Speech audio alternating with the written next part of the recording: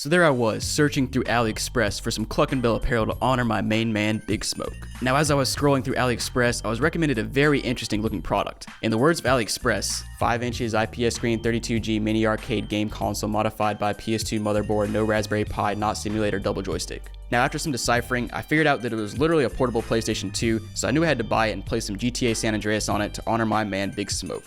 Ah, Crap. Here we go again. And here it is. So in this video, we're going to unbox it. We're going to take an in-depth look at this console and see what kind of junk AliExpress sent us this time. All right, so the big reveal, we have styrofoam. Nice, that's new. And then of course, once you remove the styrofoam, we've got our classic power brick and then a big blob of bubble wrap. Power brick is pretty standard. I'll put that to the side. And then here's the big bubble wrap. Got made in China on it. 1, 2, 3, 4, 5 times. 5 made in China's on here. Oddly enough, they did not put it on this side. Slacking.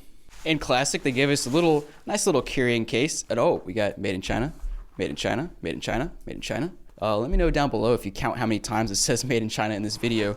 Probably still got some more to go, but let's go ahead and open this bad boy up and see what's inside. Dun, dun, dun, dun. Oh, there it is.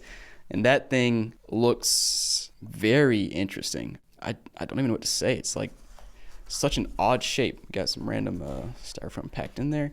And here it is. This is a big boy. All right, so let's take a closer look at this thing now. First of all, got another made in China sticker.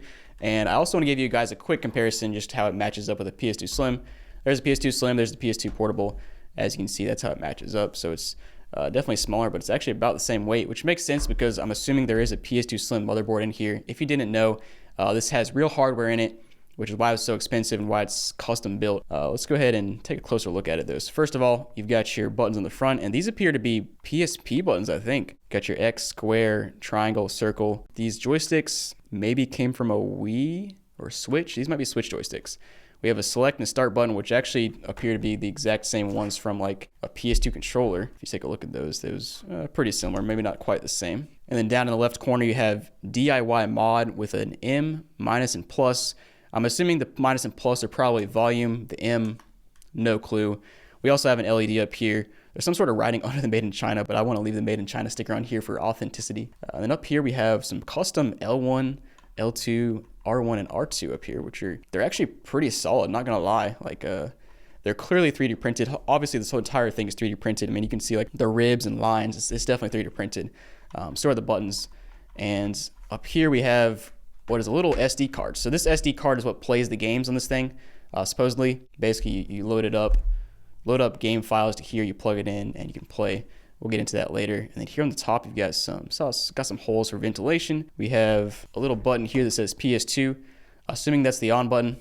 I don't know. We'll find out. Here in the back, we got 2 more made in China stickers, and conveniently, they are placed directly over a vent. I believe that looks like a vent. Maybe not. I saw some holes there, so I thought it was ventilation, but it might just be another design. But it's actually got a kind of cool design here on the back with the little ribs, time. Not sure why it says that, but all right. And just looking at the bottom, I can already see that the motherboard is sliding around, which is awesome to see. Kind of classic AliExpress. We got an 8.4 volt jack. We've got our on and off switch and some more ventilation. And basically, yeah, I saw this motherboard. You can see the motherboard in there. And when I kind of tilted it one direction, I saw it slide back and forth, which is kind of funny. Another made in China sticker, none of there. The right joystick doesn't click quite as well as the left one, but it does still click. Hopefully it works. Kind of cool that they used PSP buttons. I think they're PSP buttons. Let me check real quick. Now I pulled up my PSP from the depths of my shelves, and they do appear to have the same buttons. So you can see the directional buttons. You can see all these buttons over here on the right match up as well.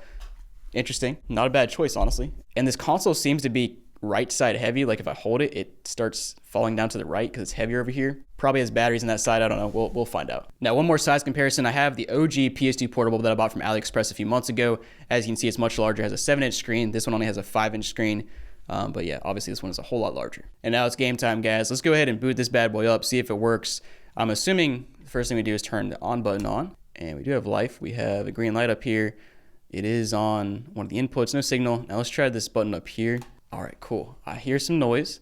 All right, guys. So I was a little scared there for a second. It took about 15 seconds to load up. Thought it was not going to load up at all. But here we are. We are in OPL. So basically, OPL is a way to play PS2 games off a USB drive. So we have our USB drive up here.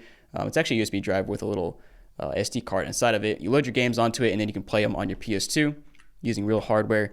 It's a little bit slower than a disc, but obviously it would have been a pretty big pain in the butt to put a disc player in this console. Would have been massive. So guys, have you ever sold video games online and wondered how you can sell items more quickly and sell for higher prices? Well, if so, you're really going to enjoy today's sponsor, Vindoo.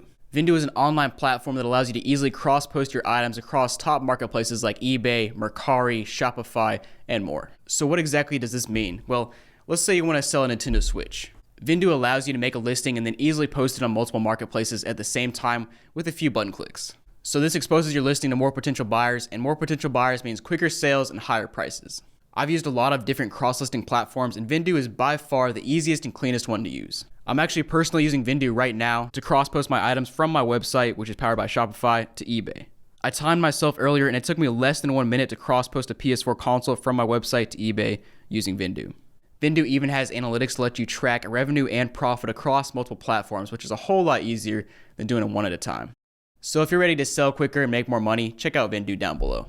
But here we are, and up and down seems to work. The down button's a little, you gotta press pretty hard on the down button for it to work, but it's nothing crazy. I guess we'll just try out one of the games they have on here. So we'll go with Tekken 4. Oh, I gotta press circle to run, sorry. And just something interesting I noticed looking at this thing, let's see if I can show you guys. If you look over here on the right side, it's hard to tell, but the circle button is a little bit more recessed than the square, triangle, and X. And it's kind of tilted a little bit. Not sure what's going on there. Still seems to work, but it's a little bit janky. And indeed, you do press the minus and plus to change your volume. And these speakers, oh, these speakers are loud. I might have just blown the speakers because I turned it up too high. But I think when I turn up the speakers too high, it makes the console glitch. So there's been twice now where I tried to turn it up to like 90 or 100, and it basically glitched out, went black for a second, and then kicked me back down to 50. So I think the speakers are literally too loud. The amplifier is trying to push out too much power and somehow messes up another part of the console. That's an interesting discovery, but minus and plus does change the volume. If we press the M button, we can adjust, okay, cool. So we can adjust our color, OSD, function, sound. So all the standard stuff. All right, so we're playing some Tekken 4 now, getting destroyed because I was trying to mess in the menu. The directional buttons work, X works, square works, triangle works, circle works. So all the buttons are working so far. Now I'm gonna see how we can go back to the OPL menu. If I press the PS2 button, I think it just resets, so it should go directly back to the OPL menu. And I forgot, so I guess this is a Japanese PS2, because circle is select and X is basically go back, so it's opposite of usual, at least what I'm used to in the US. And you've got plenty of settings in here that you can configure, like game settings, cheat settings, configure GSM, VMC, not even sure what those are. I'm sure I can look them up and figure it out. Pad emulators, I guess you could somehow use a different control scheme here with a different controller, but obviously we have the controls that are built in here. Save changes, test changes, and remove settings. So let's go back to the games list. And what I want to do next is I want to plug this SD card into my computer and put on GTA San Andreas so we can really honor my boy Smoke. Big Smoke! My boy Big Smoke, like you saw at the beginning. So let's go ahead and try that out. So I'm back now, booted back into the console, and I had some issues getting GTA San Andreas to download and play on here. That's more of a PS2 and OPL thing than it is this console. Like it says in the book, we are blessed and cursed. So what I ended up doing is using a USB drive from the old PS2 portable that I bought a few months ago, and we're gonna play some Scooby-Doo and NBA Street, which are games that I downloaded months ago to play. And I wanted to show you a couple things. So first of all, we're back on the actual PS2 menu, not OPL. First thing you'll notice is that the circle or the dot right here is not moving, so the clock is not running. So either they don't have a clock battery in here or it's disconnected or something, but I want to show you something. So this appears to actually be a Chinese motherboard, like a Chinese PS2, which I guess makes sense since it came from China, but like if you come in here in language, your only options are English and traditional Chinese. And when I first selected this, it looked like this. So it took a while to figure out how to get back to English. I don't know, just interesting. I'm not too familiar with what that means for the PS2 in general. Let me know down below if you do. So we're back into OPL now. I'm just gonna boot up a couple games. So like I said, got NBA Street and Scooby-Doo on here. We'll go ahead and try out Scooby-Doo, loading up the config, and it is booting up now. All right, cool. So our game is working, and we'll just play around a little bit. And these fans are really working overtime right now. We got a lot of air blowing out the top, and it smells odd. It smells kind of like solder or flux, like they probably left some burnt on solder on the board and now it's just blowing it all out. It doesn't smell the best, but it's just weird, honestly. So playing around with this game a little bit, the controls are not too bad. They work pretty well. Analog sticks work well. My main complaint is this square button is so close to this raised screen that like if your thumb overlaps to the left any, it's kind of hard to press the square button down. It gets kind of annoying. So not a huge fan of that placement there. Otherwise, it's not too bad. You know, the feel in your hand is not the best. It is pretty jagged around the edges, and you know it's kind of compact, so it doesn't have the best feel in the hands, but I've definitely used worse. So despite the flaws in the controls, they're at least all working, which is not the same. I can't say the same for a lot of other consoles I've tested in the past, but let's go ahead and open this thing up and take a look at the insides. I'm curious to see what they messed up this time. All right, so taking a look at this thing, it appears that there's only 2 screws holding this whole console in place. I can't even really see them, but I'm assuming they're Phillips head. Let's go ahead and take them out. All right, I have the 2 screws out, and it should just come apart now, I believe, unless there are some more screws hiding, but I don't see any. Okay, so it's just stuck together a little bit. It is coming apart now. I want to be careful because a lot of times these cables are kind of straddled across the console, and yep, here it is. So first thing you notice is that these buttons just kind of fall out of place, which is fine. And you got your tactile buttons up here for the triggers. You've got, as I suspected, you have both batteries on one side. So the right side is very heavy, and that makes sense now that I see both batteries on this side. They're kind of like glued in there with, it almost looks like tar to me, just black super glue, I guess. And then they have these little 3D printed pieces holding it in place, just barely. You also got a little circuitry right here, which I'm assuming is the power management circuit. But we're definitely straddling some wires here, so it's kind of hard to hold open and look at it. I'll flip the console around so I can see it a bit better, but a few things I've noticed at first glance. So first of all, obviously on the top half, you have your screen. You've got your analog sticks that are held in with these little 3D printed bars, which is kind of cool. There's some clever stuff up there, a bunch of custom circuitry. And then down here, obviously you have a fan on your main chips, blowing air out the top here.